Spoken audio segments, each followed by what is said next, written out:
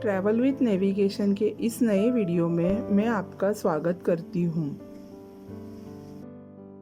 12 ज्योतिर्लिंगों में सोमनाथ, मल्लिकार्जुन, महाकालेश्वर, ओमकारेश्वर, केदारेश्वर, भीमाशंकर, विश्वेश्वर, त्र्यंबकेश्वर, वैद्यनाथ, नागेश्वर, रामेश्वर, घृष्णेश्वर शामिल है।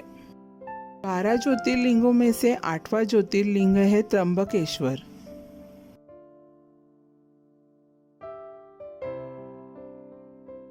त्र्यंबकेश्वर मंदिर महाराष्ट्र के नासिक जिले में स्थित है।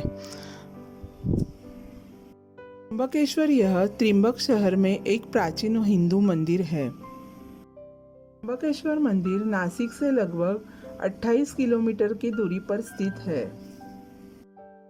12वें शतक में श्री चक्रधर स्वामी अपने भक्तों के समवेत नासिक में त्र्यंबकेश्वर मंदिर, पुराना महादेव मंदिर और ब्रह्मगिरी पर्वत पर आए थे। इसका जिक्र लीलाचरित्र ग्रंथ में पाया गया है।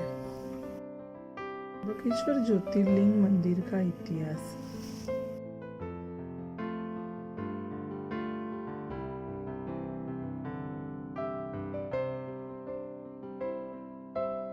मंदिर के गर्भगृह में शिवजी का पिंड है। उस पिंड के मध्य में अंगूठे के आकार के 3 उभार हैं। उन्हें ब्रह्मा, विष्णु और महेश के नाम से जाना जाता है। इस भव्य मंदिर के निर्माण को लेकर कहा जाता है कि इसका निर्माण तीसरे पेशवा बालाजी बाजीराव ने लगभग 1740 से 1760 के आसपास एक पुराने मंदिर के स्थान पर कराया था। इस मंदिर को लेकर कहा जाता है कि इस मंदिर को बनाने में कई साल लग गए थे। कई लोगों का यह मानना है कि मंदिर के निर्माण में बड़ी रकम लगी थी। जी ने मंदिर को रत्नजड़ित सुवर्ण मुकुट भेंट किया था। उस मुकुट को हर सोमवार मंदिर के विश्वस्त कार्यालय में देखा जा सकता है। मंदिर के पास भगवान शिव जी का पंचमुखी मुखौटा है।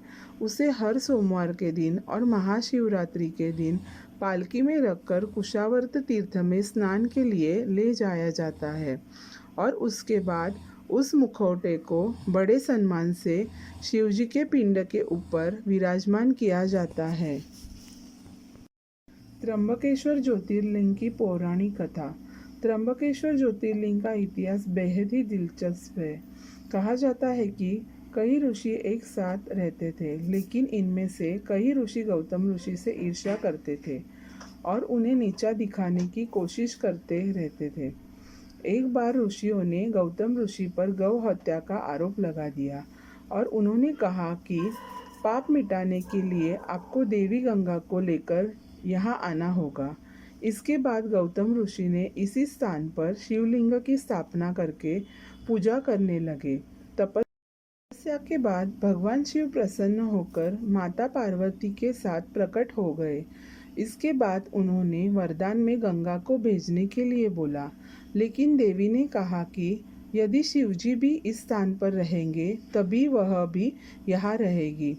इसके बाद शिवजी वहाँ त्र्यंबकेश्वर ज्योतिर्लिंग के रूप में वास करने लगे। कुशावर्त कुंड।